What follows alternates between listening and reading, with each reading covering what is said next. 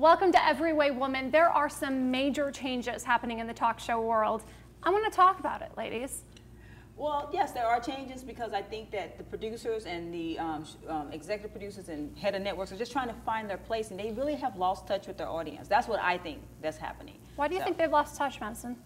I think they're a little bit too focused on a younger, richer socioeconomic class that doesn't really exist except for in a very small percentage. Well, it exists on, you know, the real teenagers of Beverly Hills, but that was not how I grew up in Grand Rapids. Right, no, it isn't. Exactly. And you're right, reality TV in its way has wreaked havoc on our household and on our women. And also, I don't think personally that the producers are willing to take a risk. This is a conversation we've had among ourselves, and we talk about other shows and why some make it and some don't. And I always go back to the Katie Couric show because it's such what a great opportunity for America's sweetheart. I loved her. I know, loved right? her. But she did not take advantage of what she had to offer older women. Right. And she had a built-in audience that she didn't go after. And well, that's because she had this formula that everybody else has been using. It doesn't work. The risk-taking and not taking a risk, and that at Everywaywoman, we want to take a risk because there's so many other women out there. Right, and the risk that we want to take is we want to reach out to real women. Do you relate to anything right now? I do, because at the same time, a lot of the times when the show's out there, they look into ratings. So when they pick somebody, they pick them usually because they're popular, but at the same time, do they bring ratings? So that's how they end up. Do you feel like they're ever considering you, Anna, as a Latina? You know, you're in your 30s. Do you feel like you're ever being considered by these producers? No, actually, no. I'm happy to be a part of this because you don't see a lot of Latinas out there, you know, in the industry of in talk shows. Right. You know, I would love to see that. I think they're going after the Latino market, but I think they're going after it for the wrong reason, what you said, for ratings. I don't think they're really putting a lot of consideration into who they're casting to be. Right, and who is actually connecting with them and who is actually watching them.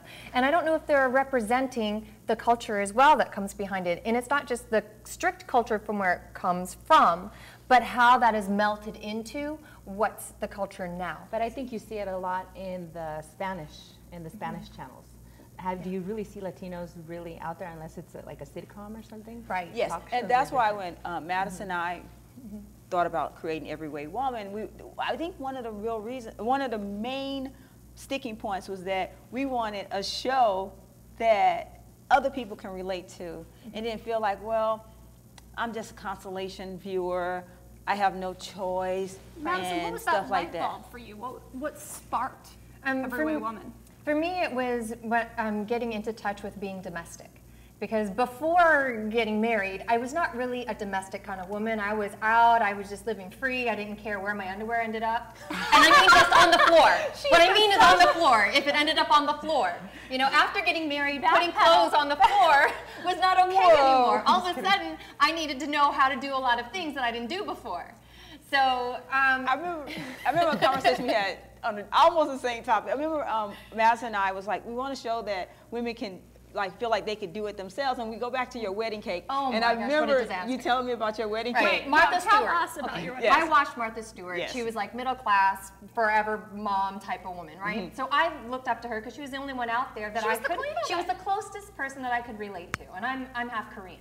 Okay, so she put out a book of wedding cakes that said that I can make a wedding cake.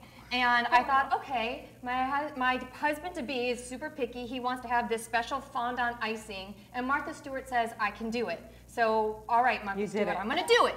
My wedding night.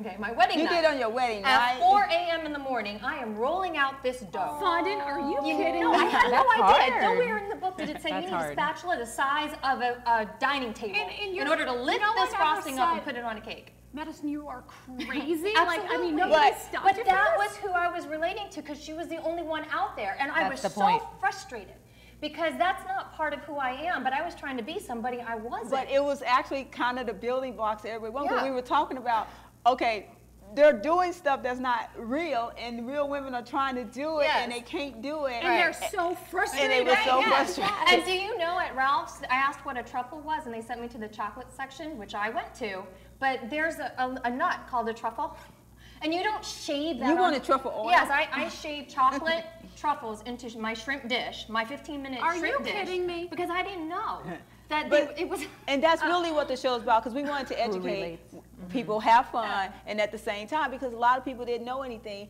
And we were both saying, what was that point for you? It was just that conversation. We both I realized, Madison realized, we needed this information to be in one spot. And like balancing a checkbook. I remember going to Yolando and I don't understand why at the end of the month I'm getting bounced here and there and everywhere. And Yolanda looked at me and went, that's the problem. Nobody ever taught us how to do No one things. teaches this stuff. And sometimes some people can only learn from television, from people in the media. Or from our friends. That's from our friends. Or from our coworkers, or from our mothers, or from our... You know what? YouTube doesn't know it all. I'll tell you that, because I can Google some answers, and then I try it, and it's not for real. I think it's a beautiful thing being a part of this panel and a part of the show, because just like 2 days ago, yesterday, yesterday. That's okay. I got stopped at Starbucks, you know, paying for my, mocha, and then the girl, she was like in a 26, Caucasian, and she was just like, oh my God, like, I can't believe you're here, and she took a picture with me. You got recognized. I got recognized. That's someone you connected with. And that's who. And because you provided something for her that she wasn't able to get somewhere else. And you also told you?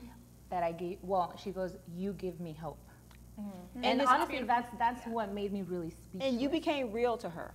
Yes. I think I texted you and I'm like, I almost cried. And every time you say it, I kind of cry, because that was the whole purpose of doing the show. It was beautiful. It was beautiful. So, Beyond hope, what are you hoping to leave with the women who are watching, or men that are watching the show?